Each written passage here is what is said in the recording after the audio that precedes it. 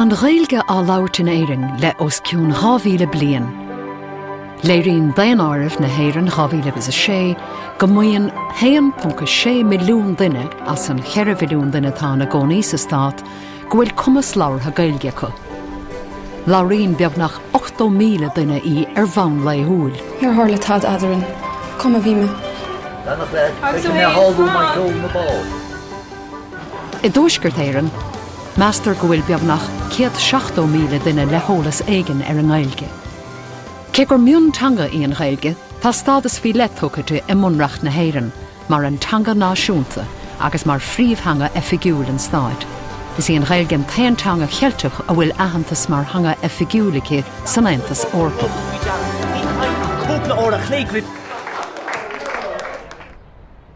Well, is tanga cheilteach í an Gaeilge agus té na fréimhacha siar na mílte bliain, hílrig na tangacha ceilteacha seo bhanús indorpach.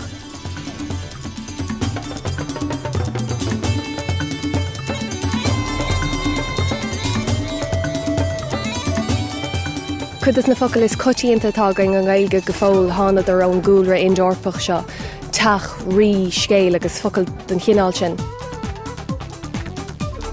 Well, le teacht na críostaíochta an sin gohéireann, bhí tionchar anna bhór ag an leidean aber an Gaeilge héin, tháina go leor ísachtaí isteach ón leidean.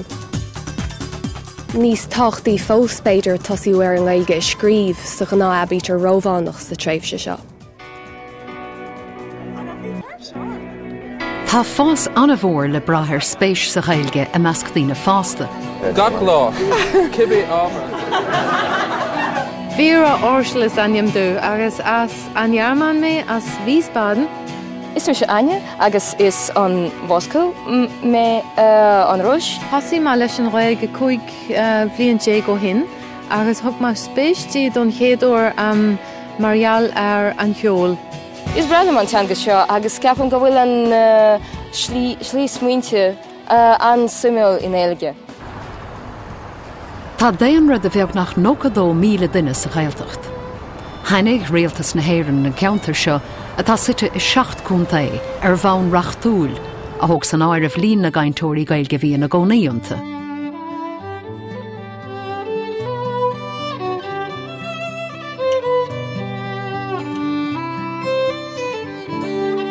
Tá na ceantar seo fíorthábhachtach mar inse ar danga thóchais a tá take nóos chuing thar na cianta.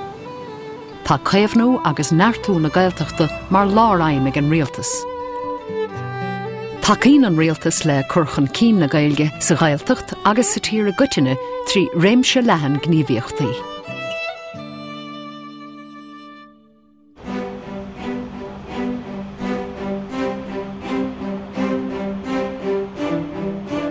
Bunny údars na Gaeltachta an níide gapa, údars forbaréigende a teannain, muoinithe an réaltas, le forbairt economiaachta, hóseálta agus cultúra na Gaeltachta ar an cin.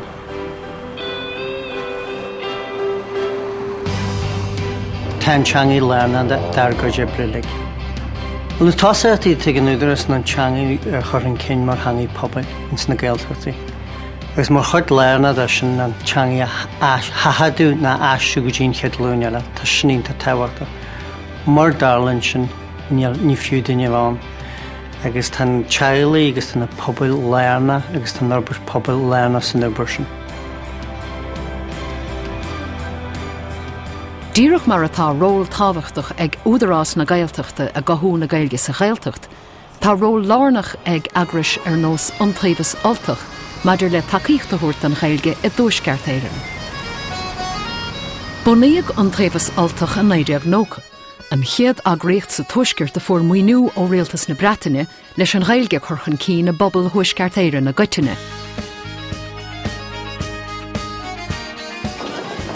Is cólacht foraimethe é forras na Gaeilge, a bunaíodh faoi choan tú íon chiasta, chun an Gaeilge a curchan cín agus na freagrachtaí go léir a dacha leis sin a chur a bhaim. Tá ról lárnach ag an choras a dachais a mónú agus an abheochan na tanga, agus den an gailscoilena, an agréocht na dachas lán Gaelach, an tanga a churchan cín ar bhealach darafach, ile go bhálach, thuig agus heas.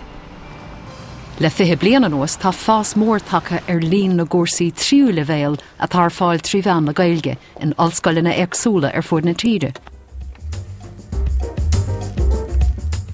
Fáilteteach go dtí an taobh túthail sin naréile sa an Nacht FM vinicicht RTE radio na Gaeltachta go dtí go mbuaigh an clog.